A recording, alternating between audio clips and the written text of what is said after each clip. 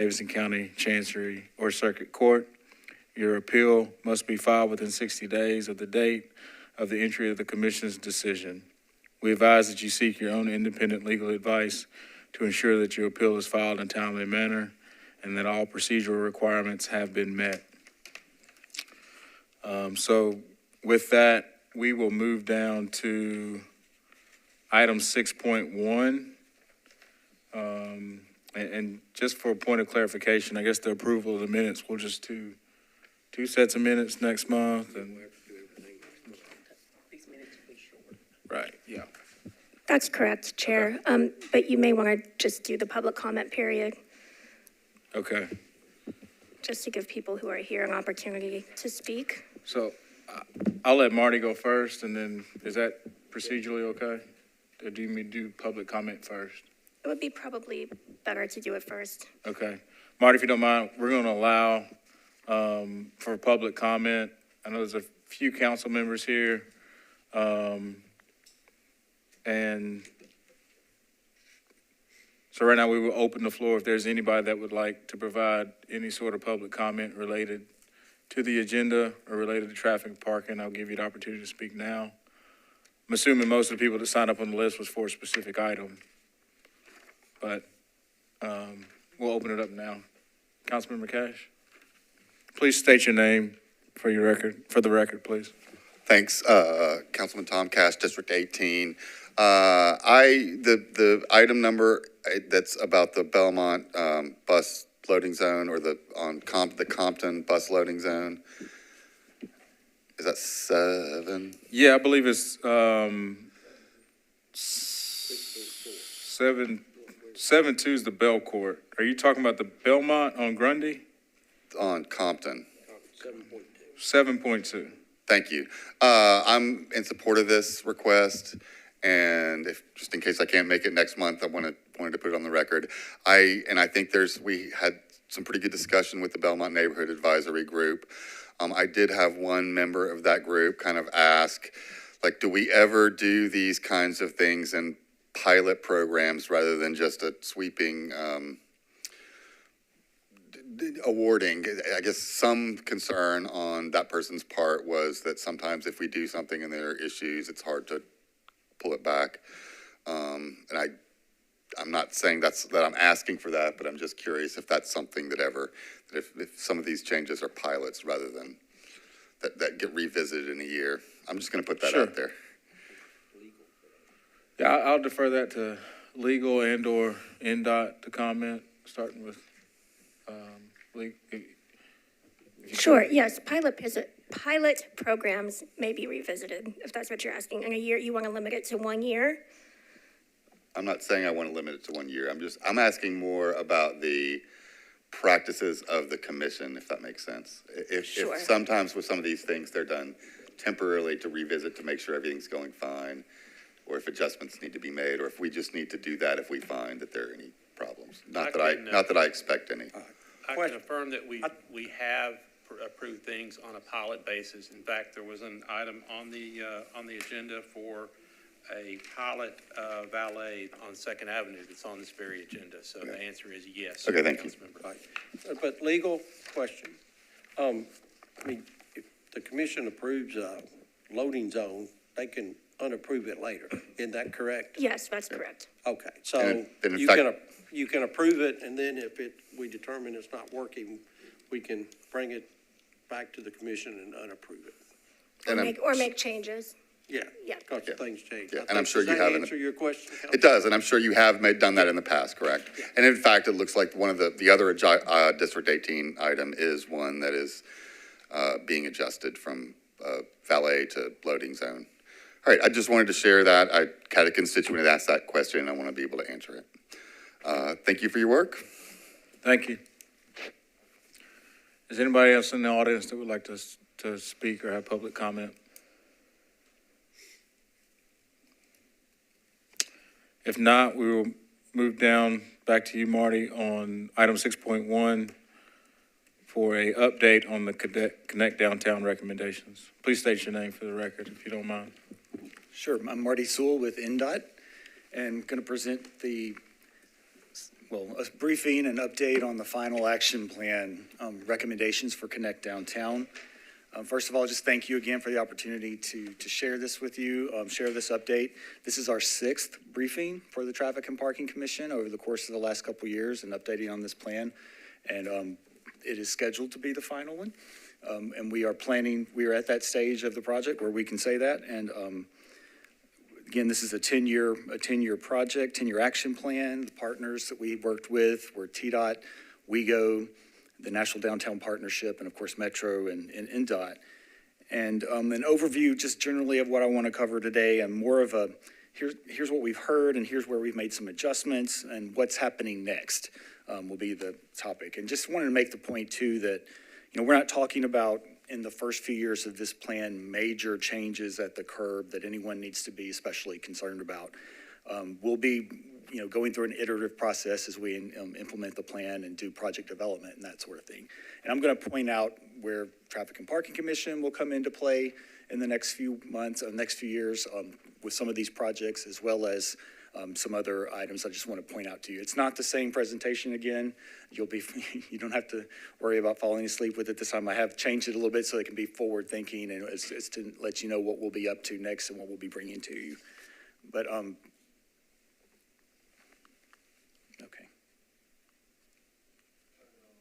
Where's the on? Oh, yes. And the clicker right there, yeah. Always helps to turn it on. Thank you.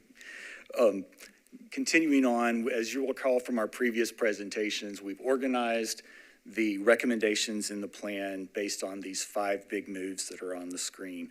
And I once again want to thank you, and I want to thank anyone watching at home and those who've participated throughout the process for all of the input, for the opportunities to speak here and to hear your questions and respond.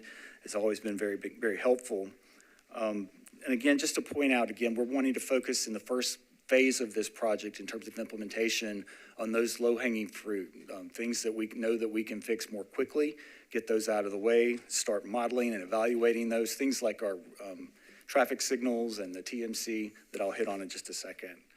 But just to kind of wrap it up, what the changes were since the last time we presented, we've addressed some of the specific needs and adjusted on the one-way corridors. We've gone in with a little more detail to make sure that we're maintaining access to a handful of parking garages that were going to be impacted by the original plan.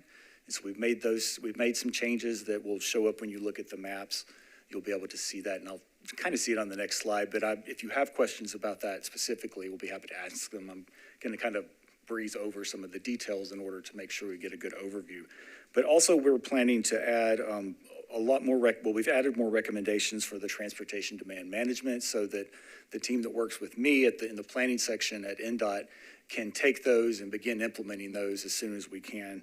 We've added 8th Avenue as a future corridor for transit, priority features. That's not a transit priority corridor, but more features, and that's something that is consistent with WEGO's long-range plans. And we've refined some and simplified the flexible curb use recommendations, more or less the map that went with those, made a few minor changes, and we would expect that would continue as we move forward in implementation. And then lastly, just updating the phasing overall to focus on the quick wins and the technology, especially as it comes to the traffic signals and the TMC and how all of that works together. Yes, please. On 8th Avenue, which is great that you all are designating, what does that mean with sidewalks, since we're dealing with pedestrian safety as one of our concerns? That would be one of what we would consider a feature, I think, where the improvements could be framed around the transit improvement. And so for a corridor like 8th Avenue, where we wouldn't be looking, well, that particular section of 8th that we're talking about is basically roundabout, toward Interstate 40, going out that way. It's an existing route. I don't know if it's on the slide deck that I have today, but it is basically taking an existing route, and then we would have more frequency. We can enhance the stops, which would include potentially some improvements on the sidewalks. I'm imagining you're referring to a lot of the sections where we have a continuous curb cut and the sidewalks are interrupted and things of that nature. And I know that the Edge Hill neighborhood plan that the planning department has been working on has focused on safety and the need for us to do more work in terms of safety on that section of 8th Avenue outside of downtown. But yeah, that's, if that helps.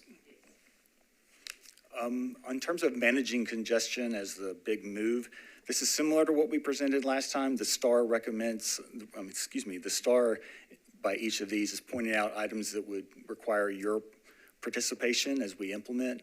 And then it's a little hard to see, at least on the screen I'm looking at, where we've highlighted.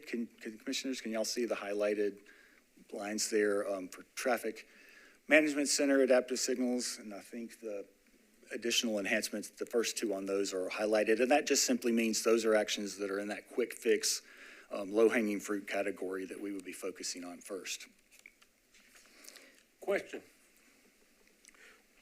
Do you have a time frame of when you're looking to change directions of the street?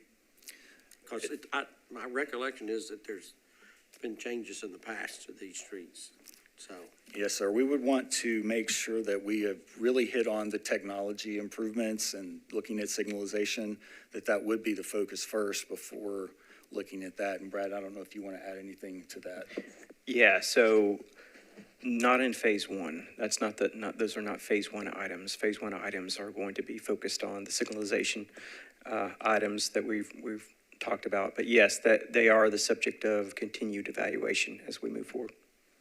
And just a reminder, the phase one is the first 3 years, phase two, the next 3, and then so forth.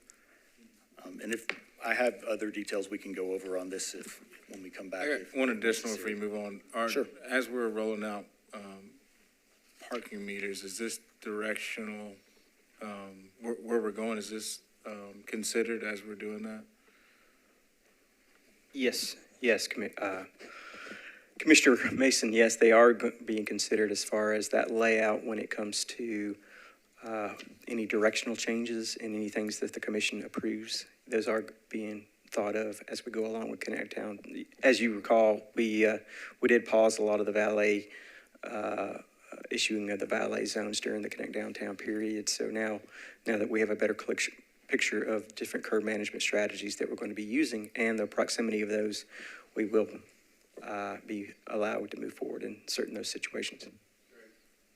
And I did want to point out that among the changes on the directional, like you see on 7th Avenue, there's a little small section of the aqua color, and the same thing on 3rd Avenue there. Those are sections where for operations, it makes more sense for there to be two-way in those areas, and that helps with some of the major, with the larger, lost my train of thought here, but the larger parking garages that are there that have access. It was going to be a really big challenge to empty those whenever there's a lot of traffic otherwise. And so we went back with those property owners and also with stakeholders in that area and worked. We would continue to refine, I should say, too, as again, like with the other projects, we would continue to look and evaluate as we implement. But those were just some of the changes that we were able to make after working with the stakeholders in the last round. And moving more people is specific to transit, and you can see the 8th Ave or the number 8 there, which is also 8th Avenue on the bottom of the screen that I was referring to earlier. But what we would come to you with in the near term would be looking at the transit priority corridors and the additional transit priority. I said that the wrong way. We would be coming to you for approval on those as we get to the plans and looking at reassigning some of those lanes for transit corridors. But all we would be doing in the first phase would be looking at the design for the Sobro Mobility Center, as well as the West Side and James Robertson transit priority corridors. East Bank, that will be going along in its separate track, but with all of the programming that's going on over there, and that will be coordinated closely, of course, with the transit priority corridors on the downtown side.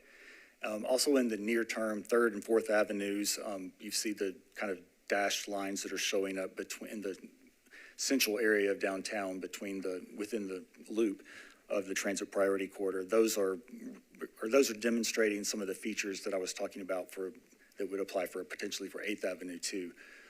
Maybe some stop improvements or some signalization improvements that can give priority, but we would work that out through the design process. Let's see, somehow got my sheets out of here. Okay, I don't need that. All right, in terms of maximizing the curb, that would of course be the curbside management and getting more sophisticated as we enforce curbside management rules and getting more order and more flexibility. That would, of course, include in the early stages of implementation in the first phase, working toward a pilot program for the curbside management, looking at loading zones and passenger loading zones. That would also be the enforcement arm, and all of that would have to come through through this commission for approvals, and then just follow-ups to make sure that it's working correctly as we move forward. But you would be hearing much more about that once we've finished this plan and start moving toward implementation. Phasing, just to emphasize the one step at a time approach. And again, all of the projects that we're talking about in this plan are recommendations, and they would be delivered in phases. The focus, again, on the quick fixes here early on. We're going to have continuous evaluation throughout, as we're implementing and we're learning. We'll make changes to designs and whatnot as we learn as projects are working. But the focus on signalization was originally spread out over the course of the first and second phases. But after input, we realized how important that is, not just for the network, but to show that and demonstrate that we're implementing and making the changes that people want. We moved that up into it helps also that we have some funding that has been identified through a grant and other places that can implement that, but we understand how important that is to get right first. And then some of the operational changes will be less challenging once we have that kind of technology in place. And so, again, opening the TMC would happen in the first phase, and these other items that are listed here that I hit on somewhat in the previous ones. I'm going to make sure that I didn't miss one, but yeah, just pointing out the additional engagement that we'll work with our stakeholders on each individual projects and for implementation and moving forward. And we'll also be working at the same time in this phase one on securing funding for the larger, more costly improvements. And bringing it all together, this is just demonstrating that, not only are we talking about Connect Downtown and even East Bank, but we're coordinating with our the East Nashville Spokes project, which is a bikeway project using Woodland Avenue and connecting East Nashville to downtown. There's a future project we're about to get started in the early stages on Church Street and then also on Mumbring Hill, that project is moving forward. Just several things that are going on that are all part of this package, even though they're not in downtown. They've all been carefully linked to the projects that are being recommended by Connect Downtown so that they would be consistent. Okay. And just a reminder too on those transit priority corridors that we were mentioning, that involves having a dedicated lane for the buses to travel in so that they're not caught up in the congestion with the other vehicles. And they would also have some signal priority. We would work on over time upgrading the stops so that they're more comfortable and easier to manage, easier for people to navigate, understand where to go, just safer in general for the passengers as well would be part of that. And let's see, the short-term request, next, again, these are the things that will be coming to the Traffic and Parking Commission. I hit on this a few times already, so I won't read through all of them. But these are the types of things that you would expect to see from us over the next year or 2 years as we begin implementation. And I believe, just to give you an idea of the briefing dates, the other commissions we're working toward, we're showing Metro Council on the 2nd. We're still working that date out, and hopefully that will work. But if it doesn't, it'll be a little bit later, and it'll happen this spring. So that is the conclusion of what I brought here today to present. But if you have any questions, I'm happy to, and Brad, and I'm happy to address them. Are there some methodologies that you used for this that you hadn't done previously in Nashville that can be used for that you plan on replicating and for other parts of town? I will. So yes, in that the micro simulations that were used, VISIM was the simulation tool used for the entire downtown core. We are looking to reuse that in the future. We want to save those models and keep those models updated over periods of time so we can actually use those to better plan certain events, but also plan signal timing changes moving forward in the future. We plan to capture all that information. And that model does allow. That model allows us to capture multimodal in ways that not necessarily previous, but traditionally, the models haven't done as good of a job of picking up on, but this model is better at that. I'd say the particular cap data. That's Something. and what we're going to learn. I'm still blinking. Is it blinking, Matt? What does that mean? I think we're off. Can you hear us? I think it's still on. Okay.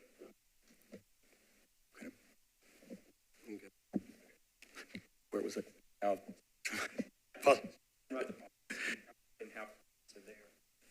Yeah, like I said part already. Did you have a question that I'm responding to? That we're going to. I think it was click too many. I was.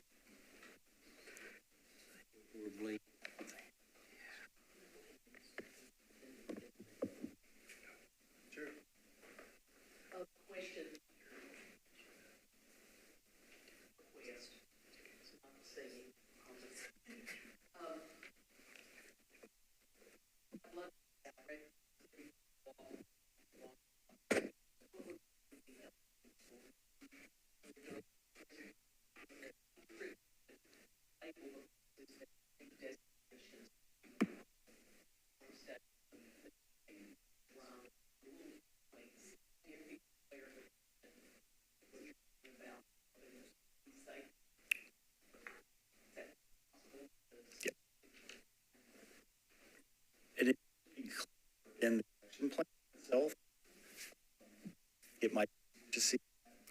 Hold on and the audio. It's cut. It's still working.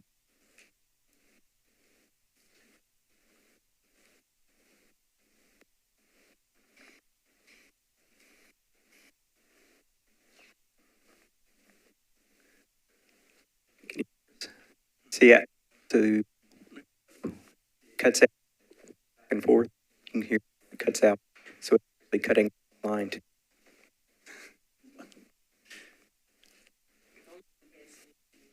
Right?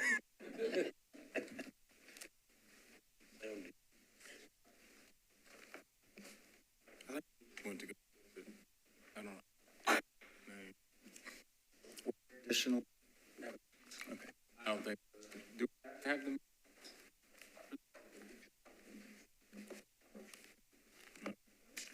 I think they need to be on so the people who are on TV All the spring break? Yeah, all the people in spring. Street from. I'm getting text messages from people who are watching. No, it was cutting out.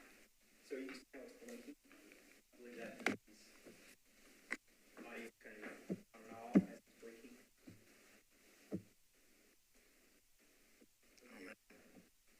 I did not mute all of you on here. That's awesome. All right. Okay. Probably should be hitting buttons. I'm done.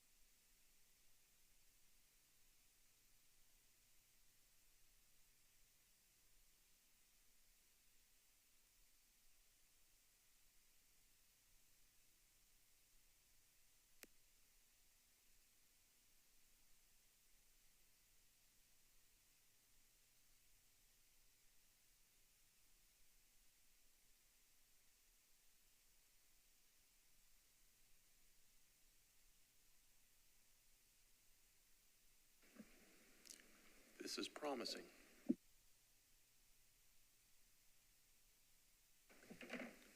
I think it works. I think we're good now. I'll ask, were there any other questions, commissioners?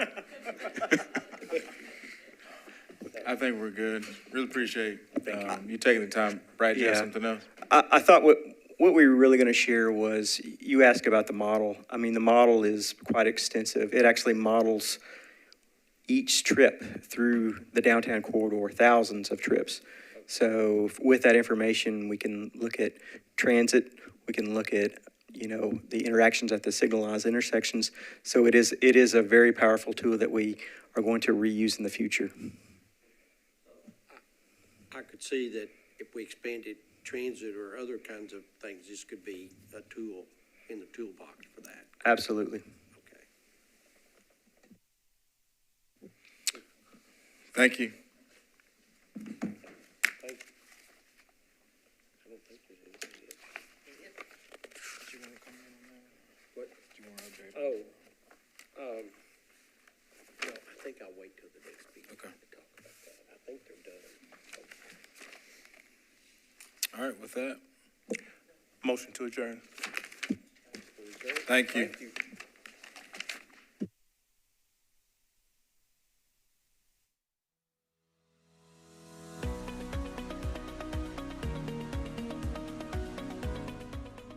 This has been a service of the Metro Nashville Network.